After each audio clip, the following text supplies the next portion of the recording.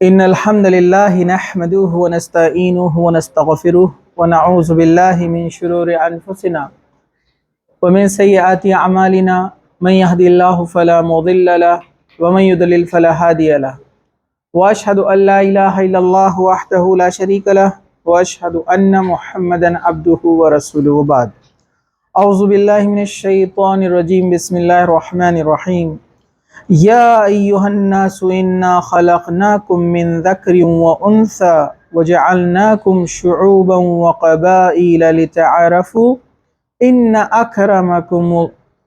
أكرمكم عند الله أتقاكم إن الله عليم خبير وبعد وقال النبي صلى الله عليه وسلم اتقوا الله وبعد ربي اشرح لي صدري ويسر لي أمري واحلل عقدۃ من لسانی یفقہوا قولی اما بعد۔ تمام تعریفیں اللہ رب العزت کے لیے ہیں جو تمام جہانوں کا پالنے والا ہے، اور درود و سلام ہو ہمارے پیارے نبی محمد رسول اللہ صلی اللہ علیہ وسلم پر۔ کچھ وقت پہلے جو ہے ہم نے ایک درس لیا تھا تقوی کے اوپر، اس میں ہم نے دیکھا تھا تقوی کیا ہوتا ہے۔ تقوی کا لفظی معنی جو ہوتا ہے ڈر کے ہوتا ہے، یا کسی چیز سے حتی الامکان بچنا، میکزیمم کسی چیز سے اپنے آپ کو بچا کے رکھنا، اس کو تقوی کہتے ہیں۔ لیکن شریعت کی اصطلاح میں تقوی کسے کہیں گے؟ عمر بن خطاب رضی اللہ عنہ نے ایک بار حضرت ابی بن کعب رضی اللہ عنہ سے پوچھا کہ تقوی کیا ہوتا ہے، تو حضرت ابی بن کعب رضی اللہ عنہ فرماتے ہیں کہ اے امیر المومنین، کیا آپ کا گزر کسی خاردار جھاڑی والی کسی پگڈنڈی سے ہوا ہے، ایسے راستے سے ہوا ہے جس کے دونوں اطراف خاردار مطلب کانٹے دار جھاڑیاں لگی ہوں؟ تو کہا کہ ہاں۔ تو کہا کہ آپ وہاں پر کیسے گزرتے ہیں؟ تو کہا کہ ہم اپنے کپڑوں کو پورا سمیٹ لیتے ہیں تاکہ اس میں پھنس نہ جائے، اور تیزی سے اس میں سے نکل جاتے ہیں۔ تو یہ حدیث کے اندر اس کا مفہوم بتایا گیا کہ ابی بن کعب بولے کہ تقوی ایسے ہی ہے کہ انسان اس دنیا میں گناہ اور معصیت، حرام چیزوں سے اپنے آپ کو بچاتا ہوا اپنے خالق کائنات یعنی اللہ رب العزت سے جا ملے، یعنی پوری زندگی اس کی ایسی گزرے کہ وہ اپنے آپ کو گناہوں سے بچاتا رہے۔ یہ ہے تقوی۔ پھر اس کے بعد بہت سارے سلف صالحین نے تقوی کے الگ الگ جو ہے اس کے ڈیفینیشنز جس کو ہم کہیں گے، اس کی تعریف کی، اس کو بیان کیا الگ الگ انداز میں، جس میں سے ایک مشہور ہے حضرت عبداللہ ابن مسعود رضی اللہ عنہ، ان کا قول ہے، وہ فرماتے ہیں کہ تقوی یہ ہے کہ انسان، اللہ تعالیٰ نے جس چیز سے انسان کو روکا اس سے رک جائے، اور جس چیز کے کرنے کا حکم دیا اسے بجا لائے، اسے کرے۔ وہ ہمیشہ اللہ کو یاد کرے، کبھی اللہ تعالیٰ کو اپنے دل سے نہ بھلائے، وہ ہمیشہ اللہ کا شکر گزار بندہ بنے، ناشکرہ نہ بنے۔ یہ ہے تقوی۔ اور بھی سلف صالحین نے اس کے الگ الگ جو ہے ڈیفینیشنز اور تعریف اس کی ہے تقوی کے تعلق سے۔ بہرحال اس کو ایک شارٹ میں اگر ہم کنکلوڈ کریں تو ہم کہیں گے تقوی کا معنی ہے کہ اللہ تعالیٰ کے احکامات کی پابندی کرنا، اور اللہ تعالیٰ کے مناہیات جس سے اللہ تعالیٰ نے روکا ہے اس سے اپنے آپ کو روک لینا، یہ ہے تقوی۔ اور یہ اللہ تعالیٰ کا ریسپیکٹ، اس کا پاس و لحاظ، اس کا ادب ہے کہ انسان جو تقوی سے رہتا ہے۔ ٹھیک ہے، چلیے عام لفظوں میں سبھی یہاں پر اسٹوڈنٹس کے سمجھنے کے لیے، تقوی نام ہے کہ اللہ کے ڈر سے ایک انسان برے کاموں سے، غلط کاموں سے رک جائے اور اچھے کام کرے تاکہ اللہ تعالیٰ اس کو سزا یا جزا دے۔ ٹھیک ہے، چلیے اس کے بعد ہم نے دیکھا تھا کہ تقوی اپنانے کے لیے کیا کیا کیا جا سکتا ہے، جس میں ہم نے روزہ، نماز اور بہت ساری اعمال دیکھے تھے۔ آج ہم انشاءاللہ دیکھنے والے ہیں تقوی کے ثمرات، یعنی اس کے بینیفٹس، اس کے فائدے ہے نا دوستو۔ تو اس کو جو ہے یہاں پر ہم دیکھیں گے، اس کے ثمرات، اس کے فروٹس، اس کے بینیفٹس، کہ تقوی کے فائدے کیا کیا ہوتے ہیں۔ تو سب سے پہلے ہم دیکھیں گے اللہ سبحانہ وتعالیٰ کے ہاں عزت اور تکریم اس شخص کی ہے جس کے پاس تقوی ہے۔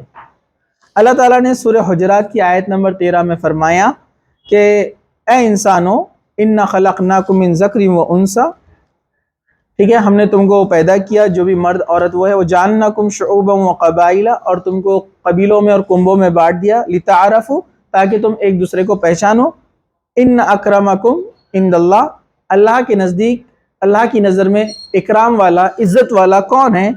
اتقاکم، جس کے پاس تقوی ہے، جو اللہ سے جتنا ڈرتا ہے وہ اللہ کے نزدیک اتنا اونچا مقام رکھتا ہے۔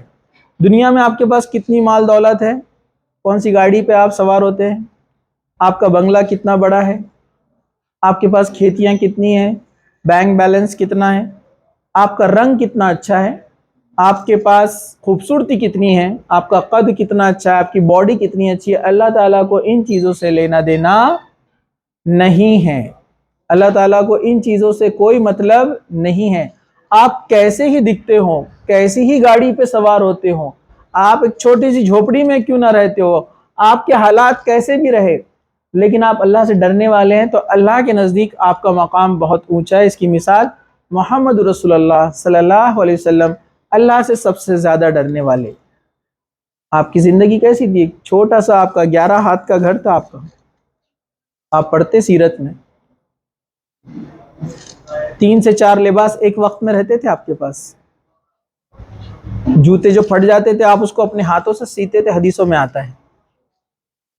تو یہ اللہ کے رسول کی زندگی تھی، ایک دم سادہ زندگی، لیکن تقوی سب سے زیادہ تھا۔ تو اللہ کے نزدیک پورے انسانوں میں آدم علیہ السلام سے لے کر قیامت تک جتنے انسان آئیں گے سب میں اونچا مقام اللہ کے رسول صلی اللہ علیہ وسلم کا ہے۔ تو تقوی اختیار کرنے کا فائدہ یہ ہے کہ آپ اللہ کے نزدیک اونچے ہوتے جاتے ہیں، اللہ کے قریب ہوتے جاتے ہیں، اور ڈیفینیٹلی جو اللہ کے قریب ہے دنیا کی بھی کامیابی اور آخرت کی بھی کامیابی ہے۔ چلیے، اسی طرح اللہ تعالیٰ سے دوستی، اللہ تعالیٰ سے دوستی، اللہ اس کو دوست بناتا ہے جو تقوی کو اختیار کرتا ہے۔ جیسے اللہ تعالیٰ نے سورہ انفال آیت نمبر 34 میں فرمایا ان اولیاءہ الا المتقون ولکن اکثرہم لا یعلمون، اس کے متولی، اس کے ولی صرف پرہیزگار ہی ہیں لیکن ان میں اکثر لوگ نہیں جانتے۔ مطلب اللہ کے ولی، یہاں کہا اولیاء مطلب اللہ کے دوست، ولی دوست کو کہتے ہیں، اولیاء اس کی پلورل ہے۔ تو اللہ کے دوست کون ہیں؟ کہا کہ متقون، جن میں تقوی ہے، یہ کیا ہے؟ اللہ کے دوست ہے۔ اس کو چھوڑ دو آپ۔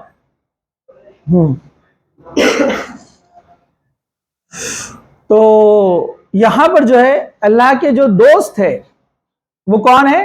جو تقوی اختیار کرتے ہیں، جن میں اللہ کا ڈر ہے، تو اللہ ان کو اپنا دوست بناتا ہے۔ ہم اللہ کے ولی کس کو سمجھتے ہیں؟ ہمارے پاس مسکنسیپشن ہے، جو مجذوب پاگل ہے، گندے کپڑے ہے، نالی پہ بیٹھا ہوا ہے نا، چرس گانجا کیا کیا لے رہا ہے۔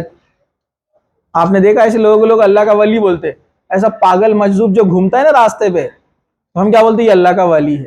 تو یہ مسکنسیپشن ہے، اللہ کے ولی یہ نہیں ہوتے، لوگ ان کو اللہ کے ولی بولتے ہیں، بولے انہوں ذکر میں لگے رہتے، بولے نو ڈاؤٹ جو پاگل مجذوب قسم کے لوگ ہوتے ہیں جن کا ذہنی توازن درست نہیں ہے، ان لوگوں کو ستانا نہیں چاہیے کیونکہ وہ اللہ کے بندے ہیں، ٹھیک ہے؟ ان کو بلا وجہ تکلیف نہیں دینا چاہیے، ورنہ گناہ ملے گا آپ کو اس کا، اور زیادہ گناہ ملے گا بے قصور اور معصوم کو تکلیف دینے کا۔ اس لحاظ سے اس انسان کا آپ نے ادب ریسپیکٹ کرنا چاہیے، اس کی مدد بھی کرنا چاہیے، لیکن وہ اللہ کا ولی آپ اس کو نہیں بول سکتے۔ وہ ہو بھی سکتا ہے، ہم یہ نہیں بول رہے، اللہ کیونکہ کمزوروں کو اپنا قریب رکھتا ہے۔ جو کمزور ہوتے ہیں، صرف وہ پاگل ہی نہیں، کوئی معذور ہے، پیر سے چل نہیں سکتا، ہاتھ سے معذور ہے، وہ بھی اللہ کے نزدیک جو ہے کافی اللہ تعالیٰ اس کو قریب رکھتا ہے، محبت کرتا ہے، کیونکہ اللہ کے کمزور بندوں میں سے وہ ہے، ٹھیک ہے؟ لیکن اللہ کے ولی وہ ہوتے ہیں جو تقوی اختیار کرتے ہیں، اور تقوی کی ڈیفینیشن ہم کوئی اپنی منمانی نہیں بنا سکتے ہیں۔ جو حدیث میں نے آپ کو بیان کیا ویسے ہی صحابہ سے جو ثابت ہے۔ جیسے کچھ لوگ تقوی کا الگ معنی بناتے ہیں، کیا بناتے ہیں؟ دن رات تسبیح لے کر بیٹھے ہیں، فرض نماز کے لیے مسجد میں نہیں جاتے اور وہیں تسبیح لے کر بیٹھے اللہ اللہ اللہ کرتے ہوئے۔ میں نے دیکھا یہ اس کی محفل بنتی ہے اللہ کی، نماز نہیں پڑھتے، قرآن نہیں پڑھتے، سمجھتے نہیں ترجمے سے، اس پر عمل نہیں کرتے، اور کہتے ہیں کہ ہم اللہ کے ولی اور دوست ہیں. نہیں، ایسے لوگ نہیں ہو سکتے. تقوی سے مراد جن کی زندگی اللہ کے رسول صلی اللہ علیہ وسلم کی زندگی پہ گزریں گی وہی تقوی والا ہوگا. اللہ کے رسول سے زیادہ تقوی والا کوئی اس دنیا میں نہ آیا ہے نہ آئے گا. چلیے، آخرت میں امن و امان اور سکون میں تقوی والے لوگ ہی رہیں گے. سورہ یونس آیت نمبر 62 سے 64 تک اللہ تعالیٰ نے فرمایا، الا ان اولیاء اللہ لا خوف علیہم ولا هم يحزنون الذین آمنوا وکانوا یتقون. کیا فرمایا؟ سن رکھو کہ جو اللہ کے دوست ہیں ان کو نہ کچھ خوف ہوگا اور نہ کوئی غم ہوگا. قیامت کے دن جہنم کے آثار جب بتائے جائیں گے، انسان کو بتایا جائے گا کہ کس کا ٹھکانہ کہاں پر ہے، تو وہ ٹینشن اور پریشانی میں اتنا زیادہ مجذوب قسم کا انسان ہو جائے گا جیسے پاگل ہوتے ہیں. وہ بوکھلا جائے گا کہ اب اس کے ساتھ کیا معاملہ ہونے والا ہے. پریشان حال. ایک جہنم میں ڈالے جانے والے ہیں یہ لوگ، ایک آگ میں ڈالے جانے والے ہیں. لیکن جو اللہ کے دوست، وہ جو متقین ہیں، آگے فرمایا جو پرہیزگار ہے، کانو یتقون، جو پرہیزگار لوگ ہیں، متقی لوگ ہیں، یہ اللہ کے دوست ہے. ان کے لیے نہ کوئی غم ہوگا اور نہ کوئی خوف ہوگا.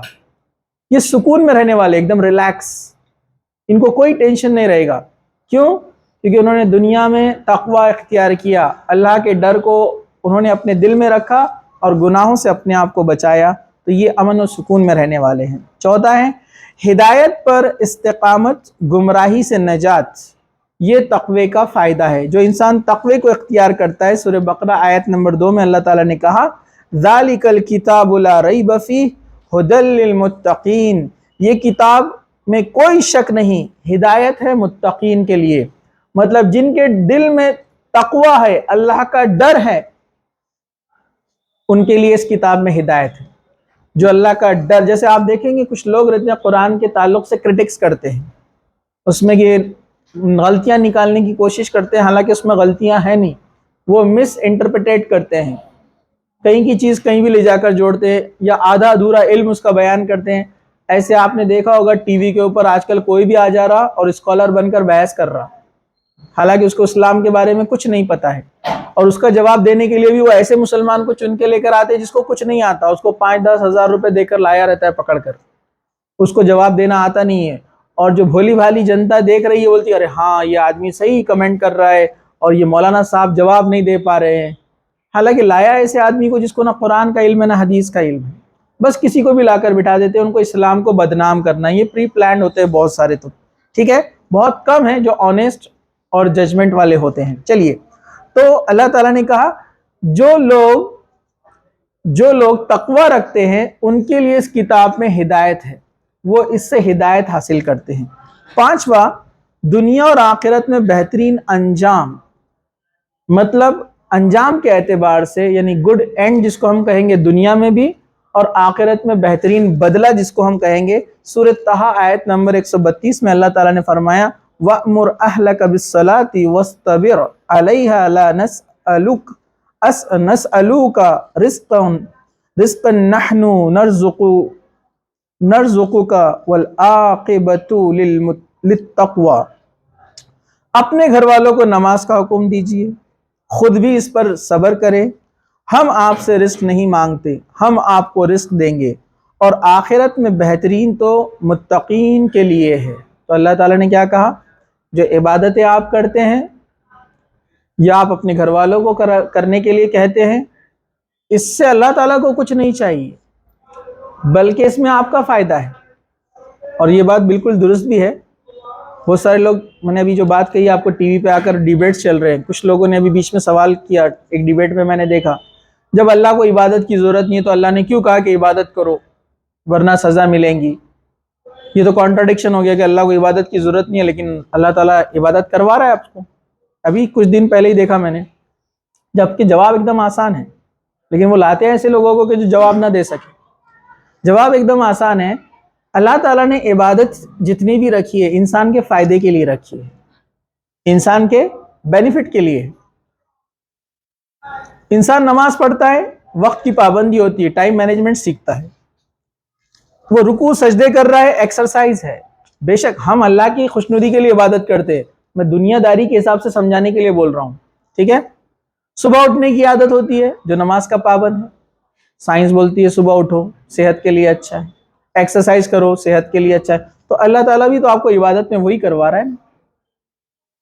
آپ کی وربل سے لے کر فزیکل ساری ایکسرسائز ہو رہی ہے، زبان سے لے کر ہاتھ پیر انگلیاں سارے آپ کی جو ایکسرسائز کر رہے ہیں، نماز کا اتنا بہترین نظم ہے۔ روزے رکھتے ہیں، ایک جاپنیز سائنٹسٹ اس کو نوبل پرائز ملا اس کے اوپر، یہ جو فاسٹنگ ہوتی ہے بھوکے رہنے سے کیا فائدے ہیں، اس نے کہا کہ جو کینسر سیل ڈیولپ ہوتے ہیں نا بھوکے رہنے کی وجہ سے، باڈی کو جب انرجی کی ضرورت رہتی ہے تو کینسر سیل کو ڈسٹرائے کر کے انرجی یوز کرتا ہے، تو انسان کینسر سے بچتا ہے۔ اس نے کہا کہ روزوں کا سسٹم بہت زبردست ہے جو 1 مہینہ چلتا ہے، صبح سے شام تک بھوکے رہنا ہے اور ایک پرفیکٹ انٹرویل پر تھوڑا تھوڑا کھانا ہے، تو اس میں ہمارے ہی فائدے ہیں، اللہ تعالیٰ کے فائدے نہیں۔ تو لوگ بولتے ہیں ہاں ٹھیک ہے اللہ تعالیٰ ہمارے فائدے ہیں تو پھر سزا کیوں رکھی اس کے اوپر؟ تو بالکل ویسے ہی آپ اپنے بچوں کو اچھی چیز کرنے کے لیے کہتے ہیں اور جب وہ نہیں کرتے ہیں بار بار کرنے پر تو آپ تھوڑا سا ان کو پنش کرتے ہیں تاکہ وہ بات مانے آپ کی، تو اس میں ہمارے ہی فائدے ہیں، اللہ کو کسی چیز کی ضرورت نہیں ہے، ورنہ اتنے فرشتے اللہ کی عبادت کے لیے کہ بیت المعمور جو اوپر ہے آسمان میں فرشتوں کی عبادت گاہ، ایک وقت میں 70,000 فرشتے وہاں عبادت کرتے ہیں، اور جب سے کائنات بنی تب سے چل رہا ہے، اور جو ایک بار فرشتہ وہاں عبادت کر لیتا ہے نماز پڑھ لیتا ہے دوبارہ اس کا نمبر نہیں آتا ہے، تو کتنے ان کے ان کاؤنٹ آپ کاؤنٹ نہیں کر سکتے۔ چلیے اسی طرح تقوی کے فائدے یہ کہ اللہ تعالیٰ کی نصرت و تائید اور بشارت۔ اللہ تعالیٰ نے قرآن میں فرمایا سورہ نحل آیت نمبر 128، ان اللہ مع الذین اتقوا والذین هم محسنون، بے شک اللہ تعالیٰ متقی اور احسان کرنے والوں کے ساتھ ہے۔ اللہ کن کے ساتھ ہے؟ جو لوگوں پہ احسان کرتے ہیں، لوگوں کی ہیلپ کرتے ہیں، اور جو تقوی والے اللہ کا ڈر رکھتے ہیں تو اللہ ان کے ساتھ رہتا ہے۔ اپنے کو اگر ایک چھوٹا سا گلی کا ڈان بول دے کہ میں تمہارے ساتھ ہے جاؤ بس، تو اپنی ڈیرنگ کیسی بڑھ جاتی ہے، ایک دم سینہ چوڑا ہو جاتا، اور سٹی کا کمشنر ہی بول رہا اپنے کو کہ میں تمہارے ساتھ ہے، تو اپنی حالت کیا ہوں گی پھر دیکھو ذرا، برابر ہے کہ نہیں؟ کسی کو بھی جا کر چھیڑیں گے پھر تو، پرائم منسٹر اور چیف منسٹر بول دیا تو بات ہی ختم۔ اللہ تعالیٰ تمام حاکموں کا حاکم ہے، وہ بول رہا ہے کہ میں تمہارے ساتھ ہے، لیکن اس کے مطلب یہ نہیں غلط کام کرنے کے لیے اللہ آپ کے ساتھ ہے، نہیں، مطلب اللہ تعالیٰ آپ کی مدد فرماتا ہے، تو آپ کو کتنا کانفیڈنس ہونا چاہیے کہ آپ جب متقی بنیں گے پرہیزگار بنیں گے تو اللہ آپ کی ہر معاملے میں مدد کرے گا، آپ کا ساتھی اللہ ہوگا۔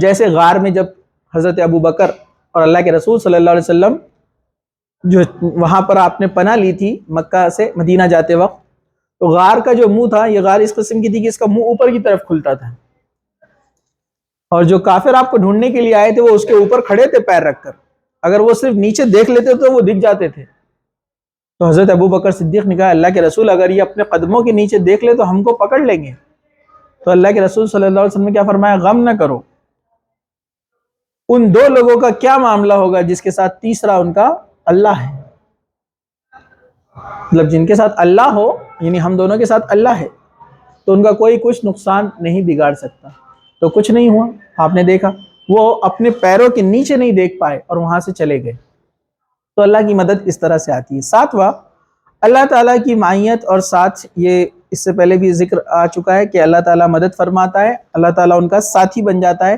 8واں ہے اللہ کی محبت، سب سے بڑا انعام اللہ جس سے محبت کرے، پورے یونیورس پوری کائنات کو بنانے والا آپ سے محبت کرتا ہے، کتنی بڑی بات ہوگی کہ آپ اس کے چنندہ بندوں میں سے شامل ہو جائے۔ سورہ آل عمران آیت نمبر 76 اللہ تعالیٰ نے فرمایا بلا من اوفى بعہدہ واتقى فإن اللہ يحب المتقین، ہاں جو شخص اقرار کو پورا کرے، یعنی جو پرومسز پورا کرتا ہے، اللہ تعالیٰ نے اس کی یہاں پر تعریف بھی کی ہے، اور اللہ سے ڈرتا ہے، تو اللہ ڈرنے والوں کو اپنا دوست رکھتا ہے، مطلب جو لوگ وعدوں کو پورا کرتے ہیں پرومسز، اور دوسرا جو اللہ سے ڈرتے ہیں، اللہ ان کو اپنا دوست رکھتا ہے، اللہ ان سے محبت کرتا ہے۔ کتنی بڑا انعام ہے کہ اللہ آپ کا دوست بن جا رہا ہے، اللہ آپ سے محبت کرتا ہے۔ یہاں پر لفظ یحب آیا ہے عربی میں، مطلب اللہ محبت کرتا ہے، ٹھیک ہے، تقوی اختیار کرنے والوں سے۔ چلیے فرقان کی بخشش، فرقان سے مراد حق اور باطل کے درمیان، خیر اور شر کے درمیان، نفع اور نقصان کے درمیان، نیکی اور بدی کے درمیان فرق سمجھنے اور اس کے مطابق عمل کی پیرا ہونے کی سمجھ کی توفیق کو فرقان کہتے ہیں۔ مطلب اللہ تعالیٰ آپ کو ایسی سمجھ عطا کرتا ہے جو اوپر میں نے فرق بتائے آپ اس میں فرق کر سکتے ہیں، ٹھیک ہے۔ اللہ تعالیٰ نے قرآن میں فرمایا سورہ انفال آیت نمبر 29 یا ایھا الذین آمنوا ان تتقوا اللہ یجعل لکم فرقانا ویکفر عنکم سیئاتکم ویغفر لکم واللہ ذو الفضل العظیم۔ اے ایمان والو، اگر تم اللہ تعالیٰ سے ڈرو گے، اس کا تقوی اختیار کرو گے، اللہ تعالیٰ تمہارے لیے تقوی کو ایک فرقان بنا دے گا اور تم سے تمہاری برائیاں مٹا دے گا اور تمہارے گناہ معاف کر دے گا، اور اللہ تعالیٰ بہت بڑے فضل والا ہے۔ مطلب جو انسان تقوی اختیار کرے گا تو اس کے 3 انعام یہاں پر بتائے گئے۔ ایک تو اللہ اس کو فرقان عطا کرے گا۔ فرقان مطلب اللہ تعالیٰ اس کی سوچ سمجھ ایسی بنائے گا کہ وہ پہچان سکے گا کہ یہ اچھا ہے، یہ برا ہے، یہ صحیح ہے، یہ غلط ہے، وہ جلدی سے ڈیٹیکٹ کر پائے گا، اور اچھے اور برے کی تمیز اس کو آئیں گی۔ ڈیفینیٹلی ایسی تمیز جس کو ہو، لوگ ایسے لوگوں کے پاس آتے رائے مشورہ اور گائیڈنس کے لیے۔ تو اللہ تعالیٰ یہ خوبی کس کو عطا کرتا ہے؟ جو تقوی اختیار کرتے ہیں۔ صرف اتنا ہی نہیں بلکہ اللہ تعالیٰ آپ کو کیا کرے گا؟ اللہ تعالیٰ آپ کے برائیاں مٹا دے گا جو آپ کے اندر غلط چیزیں ہیں، اور ساتھ ساتھ گناہ بھی معاف کرے گا۔ جو غلطیاں آپ سے ہوئی ہے اور آپ توبہ کرتے ہیں، اللہ کا تقوی اختیار کرتے ہیں، تو آپ کے گناہ بھی مٹا دیے جائیں گے۔ سورہ انفال آیت نمبر 29 میں ہے۔ اسی طرح 10واں ہے نور کی بخشش۔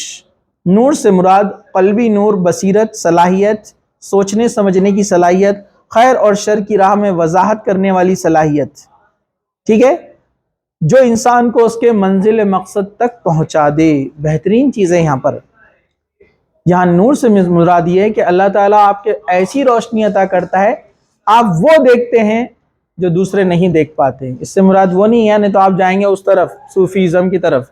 صوفی لوگ کچھ بھی نئی چیزیں نکالتے ہیں، ہے نا۔ ہم عبادت ایسی کرتے ہیں جو نظر نہیں آتی عام لوگوں کو۔ ارے بھائی، اللہ کے رسول صلی اللہ علیہ وسلم نے جیسی عبادت کی، اب آپ کو ویسے ہی عبادت کرنا ہے قیامت تک۔ اپنا نیا طریقہ آپ نکال نہیں سکتے۔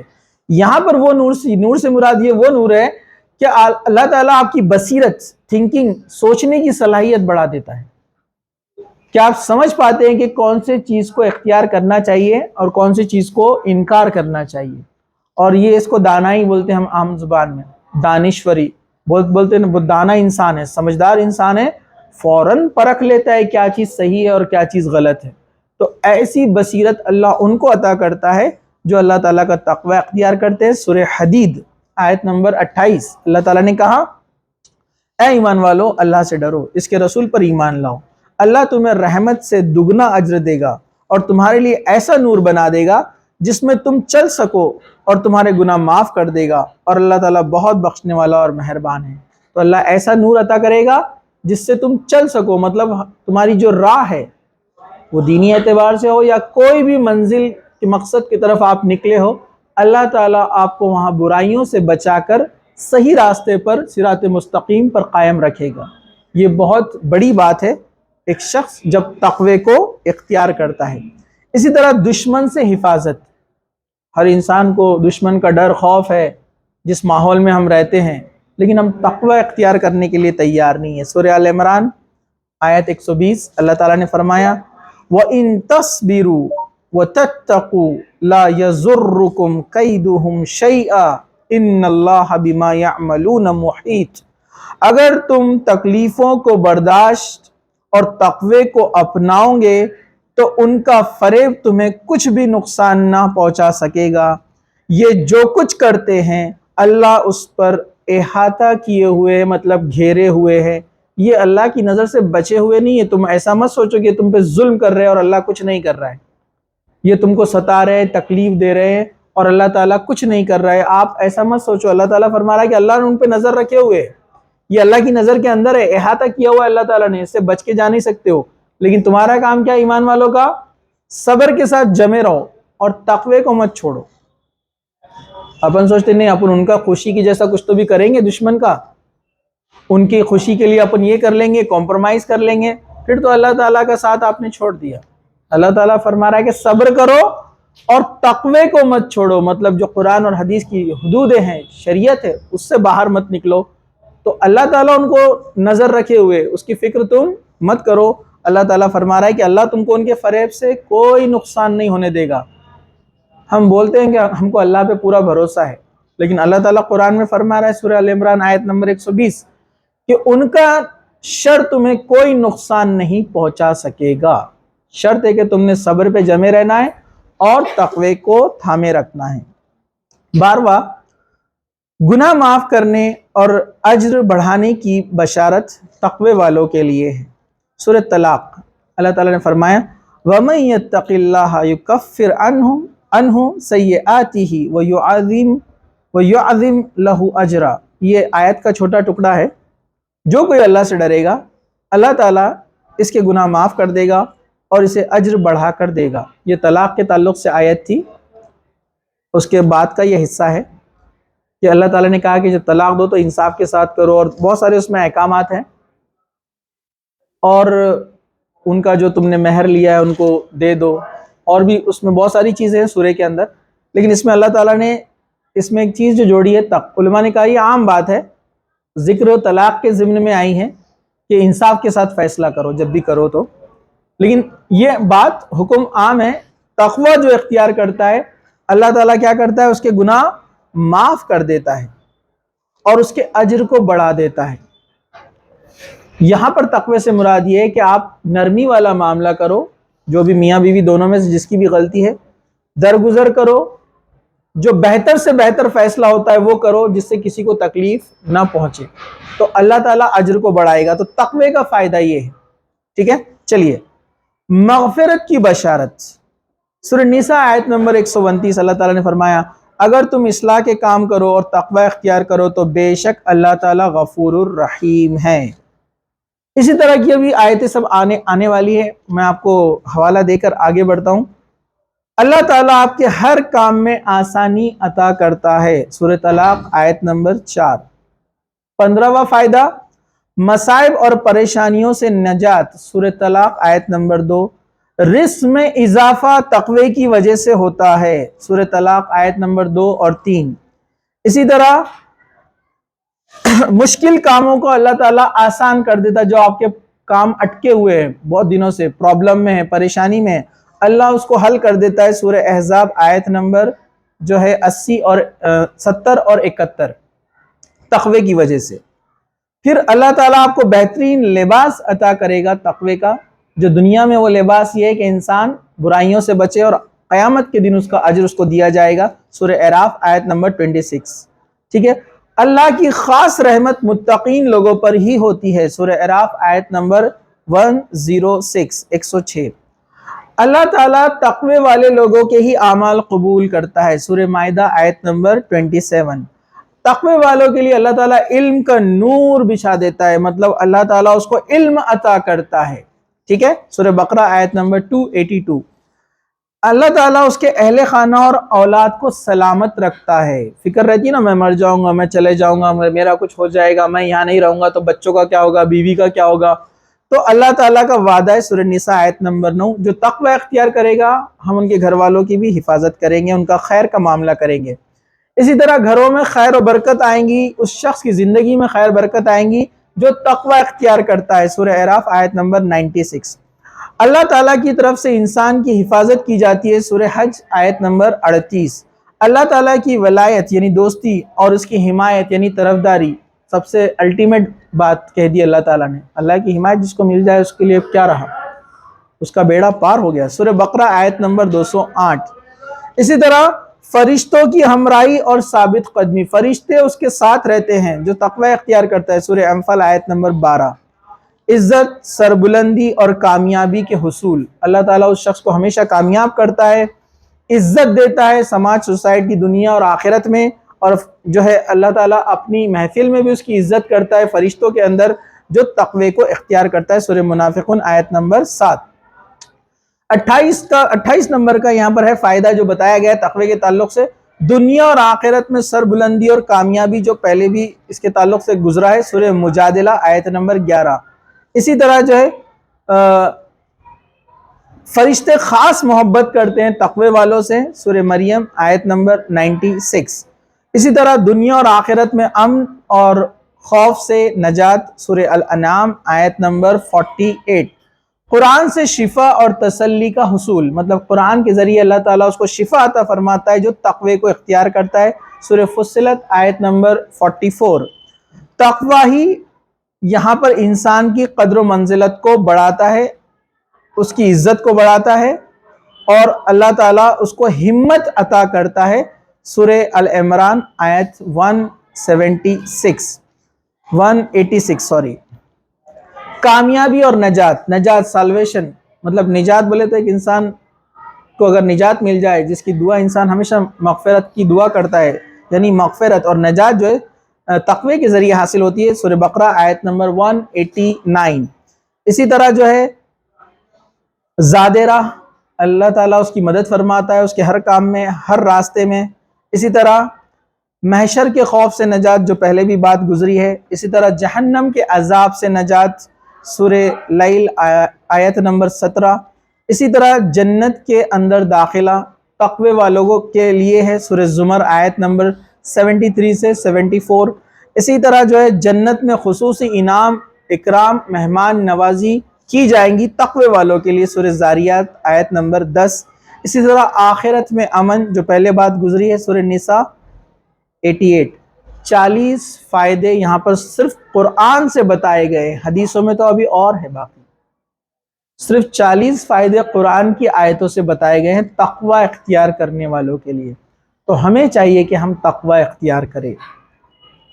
اس سے پہلے میں نے بات بتائی تھی کہ تقوی کیسے حاصل کیا جا سکتا ہے، اس میں نمبر 1 ہے اللہ کے رسول صلی اللہ علیہ وسلم کی اطاعت۔ اللہ کے رسول کی آواز سے زیادہ آواز اپنی اونچی مت کرو، سورہ حجرات میں اللہ تعالیٰ نے کہا، تو اس سے مراد یہی ہے، یہی تقوی اللہ تعالیٰ نے کہا کہ ہم نے ایسے لوگوں کو تقوی کے لیے جانچ لیا ہے جو اپنی آواز نبی کی آواز سے پست رکھتے ہیں۔ اس سے مراد کیا ہے؟ قرآن اور حدیث میں جو بات آ گئی فائنل نہیں، ہمارے گھر والے نہیں بولتے ہیں، ابا نہیں بولتے ہیں، ہمارے مولانا نہیں بولتے ہیں، ہماری جماعت نہیں بولتی، ہمارے گروپ والے نہیں بولتے، اور ہمارا ذہن نہیں بولتا، ہماری عقل کام نہیں کرتی، ایسی کیسی حدیث ہے؟ تو یہ لوگوں نے اپنی آواز نبی کی آواز سے اونچی کر لی، مطلب یہ لوگ تقوی کے معیار پر نہیں آئے۔ دوسرا ہے نماز کا قائم کرنا، جو پابندی سے نماز پڑھتا ہے اللہ تعالیٰ ایسے لوگوں کو تقوی عطا کرتا ہے۔ قرآن پڑھنے والے کے لیے جو ہے تقوی حاصل ہوتا ہے۔